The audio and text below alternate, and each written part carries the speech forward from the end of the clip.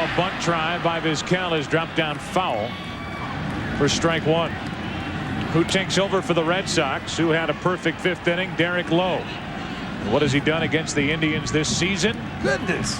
They are 1 out of 33 against this right-hander, Derek Lowe. No wonder Vizquel has tried to bunt twice. Tried once, thinking about it the second time. Valentin close enough at first to shake hands with him. Get the bunt now, and that's outside. 2-1. One thing about Vizquel, he can bring the third baseman in thinking bunt and then shoot one past him. Instead, he bounces one to short. Garciaparra, nice play, and look at that on him. He's a guy who had throwing trouble and arm trouble. Alomar fouls it away. I would imagine that was a green monster effect on the part of Garciaparra. The ball that O'Leary hit is either over the green monster if they're playing at home, or it's high off the green monster. And Garciaparra is motoring toward third and maybe scoring on it. Here, while it's a big green wall, it's a little deeper, and Justice had enough room to go back and make the catch.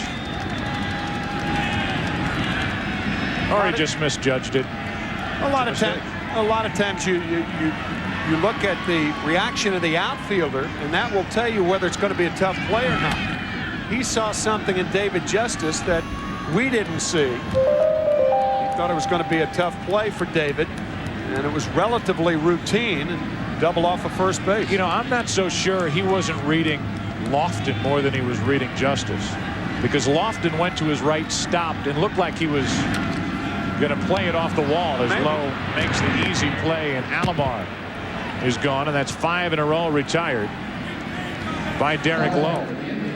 And we start to stack up Ramirez and what he's done with a long ball in the postseason. You see what both Mantle and Ruth did, all in the World Series. Mantle leading the way along with Reggie Jackson with 18, then Ruth and Manny Ramirez with his 13. Ramirez with a guy right now that he can handle. Derek Lowe, to be successful, has to keep the ball down. And Ramirez is a notorious low ball hitter. So he's facing a different pitcher than Pedro Martinez right here. Ramirez 0 for 2 against Pedro. Up on the count here, 1-0 against Derek Lowe.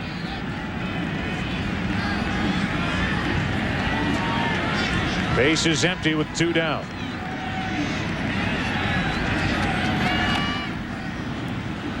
Chop foul, 1-1.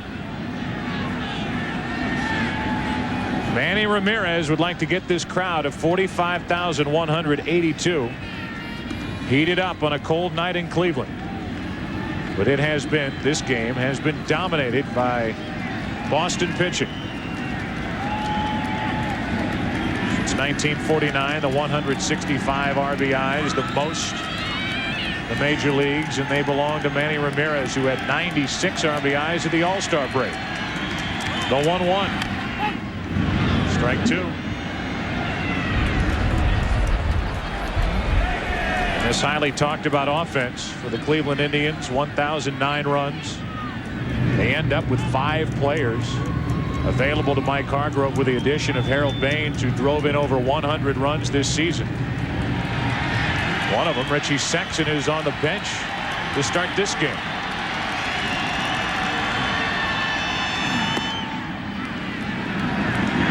Two balls, 2 strikes.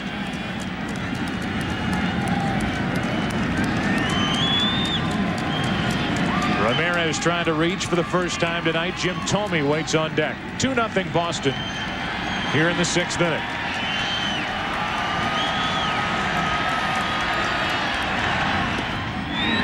And now a full count.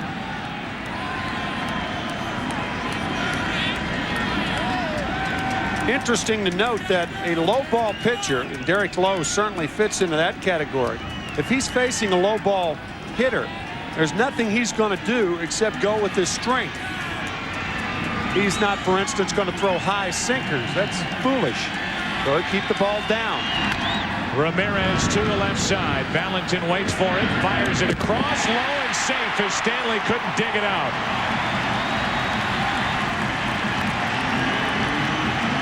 to make any mistakes against this Cleveland lineup, and watch out. Yep. Here is Jim Thome, who hit 33 home runs and drove home 108 during the regular season. Yeah, if there's one team in the major leagues you cannot afford to give 4 outs in an inning, it's this Indian team.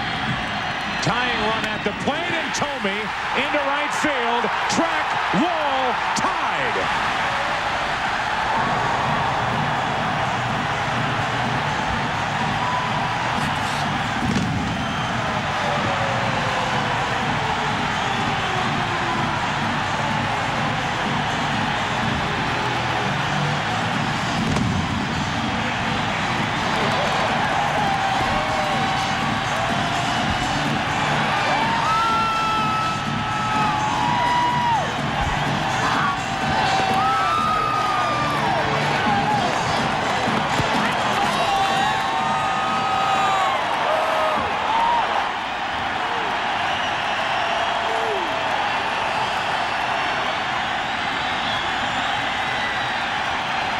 Just tied Manny Ramirez with his 13th in the postseason. And right after that, Baines grounds out.